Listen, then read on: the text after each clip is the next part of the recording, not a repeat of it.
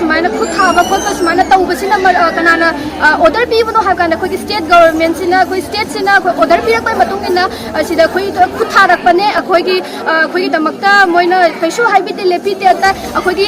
CM पीरेंसे लौथोकपगी मथौ ताई cookie टेररिस्टसिंगना मिनुंगसी लैतना हातोकपिख्रबा चाही नौरिबा Maheiroi ani hizam linthoi amasung phizam hemanjit ki mihata chenabasing ahakpa chairak piyu haina maira paibising na ngasi Hairok part 1 haitupokpi mamang lekai community hall da wakat mifam phamkhre Hairok part 1 haitupokpi mamang lekai maira paibin sinduna pangthokiba wakat mifam aduda saruk yakhibi Maheiroi amana phongdorakpada Kuki narco terrorist sing asina maram oiraga aikogi Manipur asida mang takpa mayam ama thokhale Maheiroi ani mangkhiba asida state government na khangna tumina laisinki tamthina hatok piramba amadi asiba masa fauba fangdriba asida su tumina laisili haiki Pakistan lomdagi terrorist kaya ama changlakpa matamdadi India government na araiba thongna puthoktuna thingna bahotnai aduga Myanmar lomdagi Manipur asida terrorist kaya ama changlakpa asidadi karigi thingbidabano hairaduna Manipur asibu India gi saruk ama natrabara hainasu hanglakli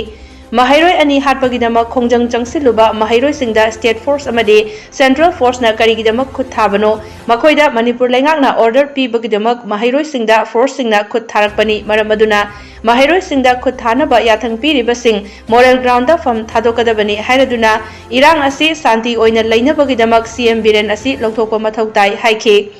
Wakat mifam aduda saruk yakhibi maira paibi amana haikibada Maheiroi ani hatpada chenaba sing miyam khangna sibagi chairak pibiyu tha manga suraba irang asida CM Biren ngasi fauba santi puraknaba honadaba karigino haiki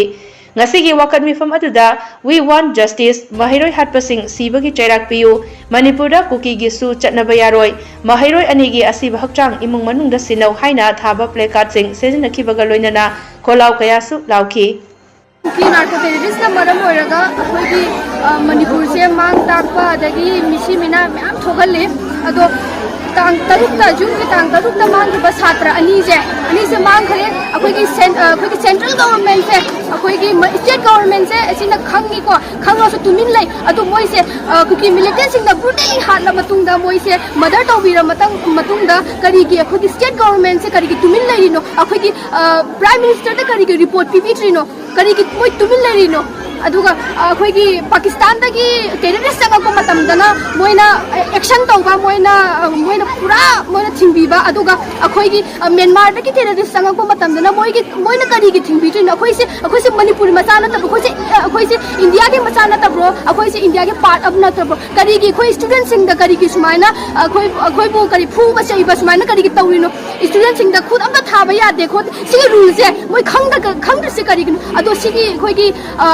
army sing na akhoi phurakpa akhoi student sing da khud tharakpa se asi kanana order pi mo have kari akhoi state government order pi ba akhoi state sina order pi rakpa matungina asida akhoi khud tharakpa ne akhoi damakta moina kaisu haibite lepite aduna moi se moral ground thadokpagi mathau tai akhoi CM Biren se lokhokpagi mathau tai saitagi mama oibi khoi gi thamoi da Maheiroi singbu otpa naiba angang ani bu hat ki bai khoi pamte